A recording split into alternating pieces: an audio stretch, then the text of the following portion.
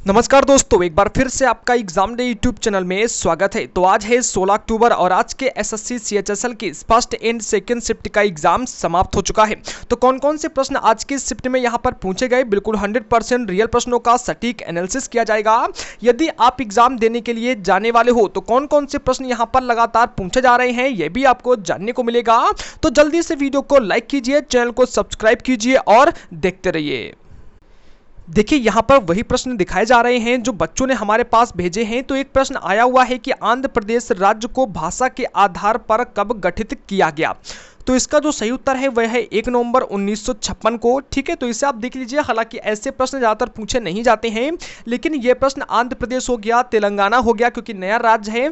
तो ऐसे प्रश्न, इनका गठन कब हुआ था, कहाँ से अलग हुए, इनकी राजधानी क्या है, तो ऐसे प्रश्न आपके लिए इंपॉर्टेंट हो सकते हैं।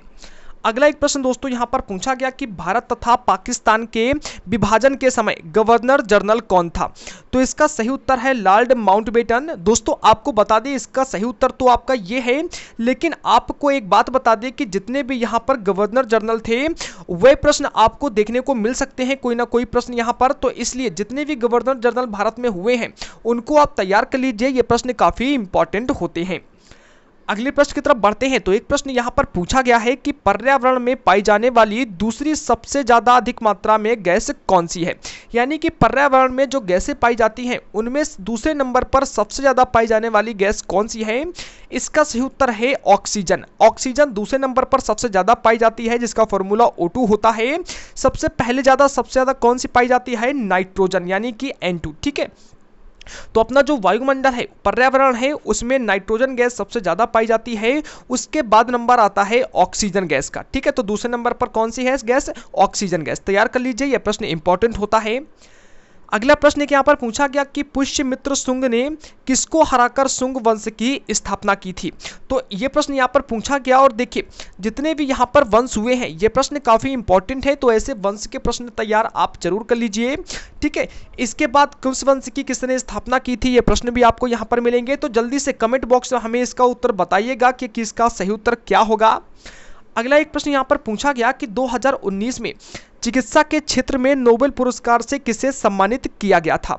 अब देखिए यह प्रश्न जो आपका है, ये आपका 15 अक्टूबर की थर्ड शिफ्ट में सवाल पूछा गया प्रश्न ये, और ये प्रश्न काफी ज्यादा इंपॉर्टेंट बताया जा रहा है।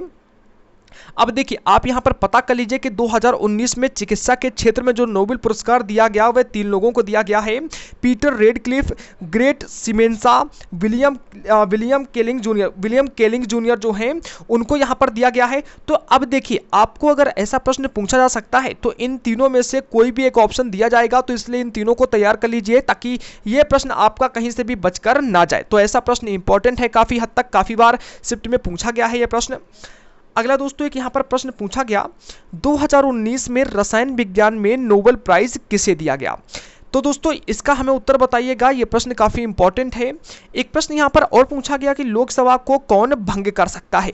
तो देखिए इन दोनों का जो प्रश्न का उत्तर है वह आप हमें कमेंट बॉक्स में कमेंट करके जरूर बताइएगा। अगर आपको पता है तो इन्हें जल्दी से तैयार जरूर कर लीजिए, क्योंकि बहुत ज्यादा इंपॉर्टेंट ये प्रश्न आपके CHSL या फिर CGL एग्जाम में होने वाला है। अगला एक प्रश्न यहां पर पूछा गया कि इंदिरा गांधी शांति पुरस्कार 2019 के लिए किसे चुना गया। तो इसका जो सही उत्तर है वह है डेविड एटनबरो। ठीक है, जो डेविड एटनबरो है ये इसका बिल्कुल राइट आंसर है। तैयार कर लीजिए, ये प्रश्न काफी इंपॉर्टेंट है। तो 2019 के जितने भी पुरस्कार हैं उनको आप तैयार कर लीजिएगा, कोई ना कोई प्रश्न आपको आपके एग्जाम में देखने को मिल जाएगा। अगले प्रश्न की तरफ बढ़ते हैं। तो यहां पर अगला प्रश्न पूछा गया कि 5 लीटर शहद में 80% चीनी होती है, तो अगर इस मिश्रण में 3 लीटर पानी और मिला दिया जाए तो नए मिश्रण में चीनी का प्रतिशत कितना होगा। तो देखिए इस सवाल को कैसे सॉल्व करते हैं। सबसे पहले 5 लीटर शहद में 80% चीनी है, यानी कि अगर 5 का यहाँ पर हम 80% निकालेंगे तो यहाँ पर हमारा आ गया ये देख सकते हैं दोस्तों 5 एकम 5, 5 दूनी 10 और 2 चौकी 8 यानी कि 4। अब यानी कि देखेंगे कि 5 लीटर के मिश्रण में 4 लीटर यहाँ पर जो है 4 लीटर जो है वह चीनी है, यानी कि 4 लीटर आपकी चीनी हो गई और 1 लीटर आपका पानी हो गया। ठीक है, अब ये दोनों मिलकर शहद बन गया, टोटल 5 लीटर बन गया। अब इस नए मिश्रण में 3 लीटर पानी और मिला दिया जाता है। तो देखिए चीनी आपका ये है, पानी आपका ये है, अब इसमें 3 लीटर पानी और मिला दिया गया। तो जो पानी आपका 1 लीटर था उसमें 3 लीटर पानी और मिला दिया गया। तो यहाँ पर जो आपका चीनी था, चीनी बन गया आपका 4 लीटर। इसके बाद आपका जो पानी था, पानी भी अब आपका 4 लीटर बन गया। तो दोनों देखेंगे तो दोनों 4-4 लीटर यानी कि बराबर बराबर बन रहे हैं यहाँ पर। तो बराबर बराबर का सीधा सा मतलब है कि 50% यहाँ पर आपका चीनी होगा और 50% अब आपका पानी होगा। तो देख लीजिए 50% जो है इसका बिल्कुल राइट आंसर आएगा। अगला दोस्तों एक यहाँ पर प्रश्न पूछा गया कि एक निश्चित कूट भाषा में इसको ये लिखा जाता है, तो उसी निश्चित कूट भाषा में इसको क्या लिखेंगे। अगर आप इस सीरीज को ध्यान से देखोगे दोस्तों तो देखिए ऐसा है कि इसमें से पहले वाला वर्ड पहले वाले के साथ में कनेक्शन बना रहा है, दूसरा वाला दूसरे वाले के साथ में कनेक्शन बना रहा है। इसी प्रकार जो इसका कोड लिखेंगे उसका भी पहले का कनेक्शन पहले वाले के साथ में होगा, बस हमें कनेक्शन को पहचानना होता है। तो देखिए कैसा कनेक्शन बन रहा है, यहाँ पर क्या है कि सबसे पहले आपको इसका कोड पता करना है। जैसे एफ का कोड अगर आप देखोगे तो एफ का कोड होता है ABCDEF यानी कि 6। अब एफ का कोड आपका होता है 6। अब जो यहाँ पर कोड दिया जाए, जैसे ऐप का कोड 6 है तो इसको 27 से घटा देना है। तो 27 से 6 घटा दिया गया, कितना आ गया 21। अब 21 आपका किसका कोड होगा, यू का। ठीक है, तो इसका पहला अक्षर उसके कोड से डिवाइड अलग हो जाता है। ठीक है, इसी प्रकार दोस्तों अगर हम देखेंगे एल कितना कोड है, तो एल का कोड देखिए जितना एल का कोड हो उसको 27 से घटा लीजिए, जितना कोड आएगा उसका आपका दूसरे वाले का बन जाएगा। इसी प्रकार से अगर आप एल का देखेंगे तो एल का जो कोड है उसमें जब 27 को घटाएंगे तो जो कोड आएगा वह ओ का कोड होगा। ए को सेम इसी प्रकार करेंगे, सभी को करेंगे तो आपका आंसर आएगा OZNKH। ठीक है, देख लीजिए, इसे कर लीजिएगा। आप कोई डाउट लगे तो कमेंट जरूर कीजिए आप हमें। अगला एक प्रश्न दोस्तों यहाँ पर पूछा गया कि एक वर्ग का क्षेत्रफल जो है वह 16x² + 8x + 1 है। यानी कि अगर आप इसको देखें तो ऐसा कुछ लिखा है 16x² + 8x + 1, ये आपका दिया गया है एक वर्ग का क्षेत्रफल यानी कि स्क्वायर एरिया ऑफ स्क्वायर। ठीक है, अब भुजा ज्ञात करनी है यानी कि आपको साइड निकालनी है इसकी। तो देखिए बड़ा सिंपल है, अगर आप इसको देखोगे तो ये एक किसी का फॉर्मूला बनता है। फॉर्मूला अगर ध्यान से देखोगे तो ये आपका बन जाएगा 4x + 1 का होल स्क्वायर। ठीक है, ये जो वैल्यू है आपकी 4x + 1 का होल स्क्वायर बन जाता है। और आपको पता है कि साइड का फॉर्मूला क्या होता है। ठीक है, साइड निकालने के लिए क्या होता है यहाँ पर, तो side into side is equal to side का जो आपका वर्ग है, वर्ग का क्षेत्रफल बन जाता है। तो इसलिए दोस्तों इसका जो आपका 4x + 1 का होल स्क्वायर बना है तो इसका उत्तर क्या निकल के आएगा 4x + 1। तो साइड इसकी क्या निकल के आएगी 4x + 1। ठीक है, तो इससे आप देख लीजिएगा इसका बिल्कुल राइट आंसर है। एक प्रश्न यहाँ पर पूछा गया कि tan 4x = cot x - 20। अब इसकी हमें x की वैल्यू निकालनी थी। तो अगर आप ध्यान से देखोगे दोस्तों तो ये वैल्यू क्या होगी, यह होगी हमारी 90 - theta. cot 90 - theta = tan theta. तो जब इसको करेंगे तो 90 और प्लस 20 यानी कि 110 हो जाएगा। अब 110/4 हो जाएगा क्योंकि 4 यहाँ पर नीचे आएगा। ठीक है, सॉरी 4 क्यों, ये जो x है ये x चला जाएगा आपका इधर, तो इधर बन जाएगा ये 5x। ठीक है, जैसे हम दोस्तों एक आपको एग्जांपल बता दें कि जैसे cot को हम cot x - 20 को क्या लिखेंगे tan के फॉर्मेट में, हम लिखेंगे tan 90 - x और ये प्लस का 20 बन जाएगा। ठीक है, अब 90 और 20 कितना हो गया 110, x जो माइनस का था ये इधर चला गया तो ये प्लस क्या हो गया, तो इधर 4x + x = 90 + 20। ठीक है, तो 4x और ये 5x और इधर कितना हो गया 110।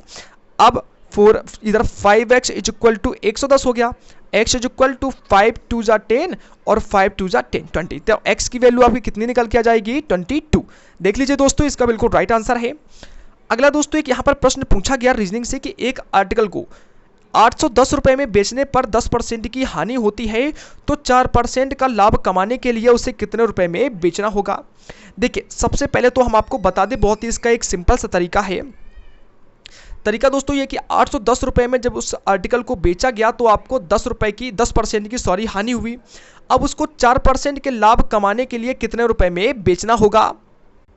देखिए ऐसा सवाल मैं आपको करा चुका हूँ यहाँ पर, तो जल्दी से इसे सॉल्व करके और आपको बता दें कि इसका जो सही उत्तर होगा 9 से 36 रुपये आएगा। तो जल्दी से हमें सवाल लगाकर आप बताइएगा कि कैसे इस सवाल को आप लगा सकते हो। बहुत ही सिंपल तरीका है, अगर कोई डाउट लगे तो आप कमेंट कीजिए, हम इसका पूरा सोल्यूशन आपको दे देंगे। इसके साथ में दोस्तों एक सवाल यहाँ पर और पूछा गया कि sine x plus cosec x is equal to 2, तो sine square x plus cosec square x बराबर यहाँ पर वैल्यू बताना था। तो बड़ा ही सिंपल तरीका है, अगर आप देखोगे तो यहाँ पर इनकी वैल्यू 2 दी जा रही है, यानी कि 1 + 1 इज इक्वल टू 2। अगर हम एक सिंपल शॉर्ट मेथड से देखें, इसके बाद 1 का स्क्वायर हो गया 1 प्लस इधर 1 का स्क्वायर हो गया 1, तो यानी कि 1 + 1 इज इक्वल टू 2। आपका जो उत्तर होगा बिल्कुल 2 ही यहाँ पर निकल कर आएगा, कोई दिक्कत नहीं होगा यहाँ पर, ठीक है। तो इससे आप यहाँ पर देख लीजिए, बहुत ही सिंपल सवाल है यहाँ पर। अगला दोस्तों एक यहाँ पर प्रश्न पूछा गया कि ए किसी काम को 12 दिन में करता है, बी उसी काम को 16 दिन में करता है, अगर वह क्रम से काम करे यानी कि अल्टरनेट करके काम करे तो कितने दिन में काम को खत्म कर लेंगे। तो देखिए बहुत ही सिंपल सवाल है, इससे आप सॉल्व कर सकते हो। पहले तो इनके काम करने का रेशियो देखिएगा, तो यहाँ पर आपका हो गया ये 12 दिन में काम खत्म करता है, वही काम कोई 16 दिन में खत्म करता है। तो पहले इन दोनों का यहाँ पर जो एलसीएम होगा, एलसीएम निकल के आएगा 48, ठीक है, 48 निकल के आ गया। अब इसके बाद अगर इनका रेशियो देखेंगे तो इसका बन जाएगा यहाँ पर 4 और इसका बन जाएगा 3, 4 और 3 यहाँ पर बन गया 7, ठीक है। तो अगर यहाँ पर हम देखते तो 7 का इंटू 7 करते 7 7 49 माइनस 1 बन जाता है। देखिए अगर आप इसको अब सॉल्व करोगे तो आपका उत्तर आएगा यहाँ पर 41/3, ठीक है। जब आप इसे सॉल्व करोगे तो आपका उत्तर आएगा 41/3, या फिर ऐसे भी दे सकते हैं यहाँ पर, जैसे देख सकते हो यहाँ पर 13 सही 2/3, ठीक है। तो आपको ऐसे भी उत्तर लिखा मिल सकता है, तो आप देख लीजिए आपका क्या इसमें से सही उत्तर है। अगला दोस्तों एक यहाँ पर सिनोनिम्स पूछा गया लाइकनेस का। तो देखिए लाइकनेस का जो सिनोनिम्स था वह था काउंटर पार्ट, ठीक है। तो देख लीजिए इसका सही उत्तर क्या आपने लगाया है, टिक किया है। सिनोनिम्स आपके बहुत लगातार पूछे जा रहे हैं, बहुत ही सिंपल सिनोनिम्स आ रहे हैं। एक सिनोनिम्स यहाँ पर इंग्लिश में और पूछा गया रिपुडिएशन का। तो देखिए रिपुडिएशन का सिनोनिम्स होता है डिबेट, जो ऑप्शन था वहाँ पर डिबेट बिल्कुल सही उत्तर था। एक प्रश्न यहाँ पर दोस्तों एंटोनिम्स पूछा गया प्रॉस्पेरिटी का। तो देखिए जो बच्चों ने हमारे पास प्रश्न भेजा है उसी के अकॉर्डिंग बता रहा हूँ मैं यहाँ पर आपको। तो प्रॉस्पेरिटी का जो यहाँ पर एंटोनिम्स का ऑप्शन होता है बिल्कुल डेट्रीमेंट, डेट्रीमेंट जो होता है बिल्कुल इसका सही उत्तर होता है। जो प्रॉस्पेरिटी का एंटोनिम्स है वह है डिट्रीमेंट। एक प्रश्न यहाँ पर एंटोनिम्स और पूछा गया ऑथराइज का। तो देखिए ऑथराइज का जो एंटोनिम्स होगा वह फॉरबिड भी हो सकता है, और भी यहाँ पर ऑप्शन दिए जा सकते हैं, लेकिन अगर आपको फॉरबिड वहाँ पर लिखा मिल रहा है तो बिल्कुल फॉरबिड इसका बिल्कुल करेक्ट उत्तर है। एक प्रश्न दोस्तों यहाँ पर और पूछा गया वन वर्ड सब्स्टिट्यूशन से। आपको बता दें कि fill in the blanks correct की भी, करेक्ट इनकरेक्ट भी आपका पूछा गया था, साथ में मीनिंग स्पेलिंग्स जो करेक्शन था, कौन सी स्पेलिंग सही है लिखी है उसको भी लेकर प्रश्न पूछा गया था। इसके बाद यहाँ पर वन वर्ड सब्स्टिट्यूशन में प्रश्न था कि custom of having many wifes. तो इसका जो सही उत्तर था वह था पॉलीगैमी, ठीक है। तो पॉलीगैमी इसका बिल्कुल राइट आंसर है, तैयार कर लीजिए। और ऐसी ही वीडियो हर रोज पाने के लिए फटाफट चैनल को सब्सक्राइब कर लीजिए, वीडियो को लाइक कर दीजिए। दोस्तों आज हमें कुछ इतने ही प्रश्न यहाँ पर मिल पाए हैं, जैसे ही प्रश्न आने वाले शिफ्टों में जो भी एग्जाम होंगे हमें मिलेंगे, हम आप तक सबसे पहले पहुँचाएंगे। तो प्लीज़ वीडियो को लाइक कीजिए, चैनल को सब्सक्राइब कीजिए। धन्यवाद।